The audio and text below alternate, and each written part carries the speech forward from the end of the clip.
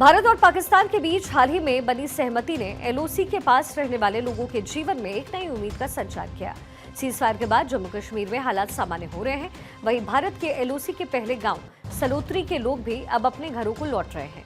पुंछ जिले के पहले और आखिरी गांव के लोग खुशी खुशी अपने घरों को लौटने लग गए हैं। दरअसल भारत पाक टेंशन के बीच पाकिस्तान की तरफ से हुई गोलीबारी से इन इलाकों को भारी नुकसान हुआ। इसकी वजह से यहाँ के लोग सुरक्षित जगहों को चले गए थे, लेकिन जो जिंदगी पटरी पर आती नजर आ रही है वैसे वैसे लोग अपने घरों को वापस लौट रहे हैं। गांव के निवासियों ने अपनी भावनाओं को व्यक्त करते हुए कहा है कि हम यहाँ रहते हैं और हमने पहली बार ऐसा कुछ होते देखा है। सरकार ने हमारी सुरक्षा के लिए हर संभव कोशिश की है, लेकिन फिर भी दोनों देशों के बीच के हालात को देख करके मन में डर लगा रहता है। भारतीय सेना ने भी हमें सुरक्षा प्रदान की और हमारा ख्याल रखा।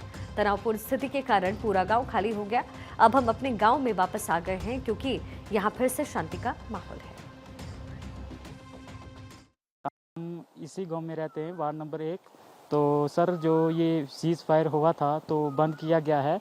तो पहली बार ही ऐसा देखा है सर, क्योंकि इसमें सेफ्टी तो अपना को मिला था।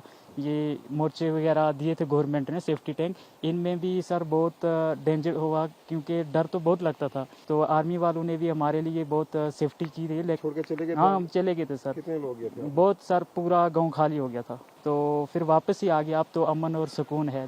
इस तरह ना जंग जड़ा है 65-71 भी नहीं होया, जो जबरदस्त होया। इस गल जाए कि 65-71 अस इत्थे बैठे रहे, लोगों ने साढ़े नाल मदद बड़ी की थी। वापस आया अस अपने घर में आने तो बैठे। यहाँ से जब ये गोलाबारी हुई तो उसी दिन लोग यहाँ से, कोई आदमी यहाँ पे बचा नहीं। इक्का दुक्का कोई इंसान रहा है घर में, बाकी सब बच्चे, औरतें, मर्द जो है सब भागकर यहाँ से निकल गए थे। क्योंकि इतनी ज़बरदस्त गोलाबारी जो है, लोग पुराने लोग जो बात करते हैं वो कहते हैं कि सन 1965 या 1971 में जो भी ये वारदात हुई है इतनी नहीं हुई थी जितनी इस बार हुई है। तो यहाँ से हम चले गए सुनकोट में। वहाँ पे एडमिनिस्ट्रेशन SHO साहब ने बहुत हमारा रिस्पॉन्स किया।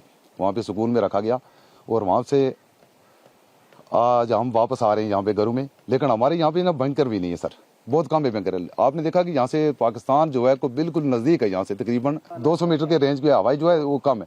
तो हम गवर्नमेंट से ये इस्तदा करते हैं कि पहली नंबर है कि हमारे यहाँ पे बैंकर दिए जाएँ।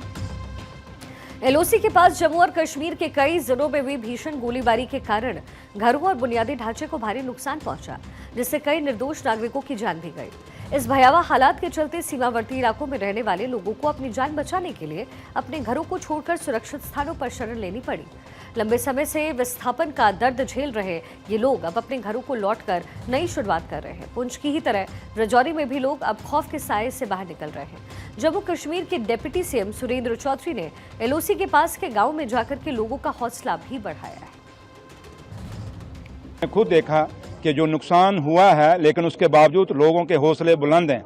लेकिन जो लोग जंग की बात करते थे, युद्ध की बात करते थे, वो सबसे पहले जब गोले पड़े तो भागे। लेकिन ये वो लोग हैं जो देशभक्त लोग हैं, इस खिता पीर पंजाल के बॉर्डर के।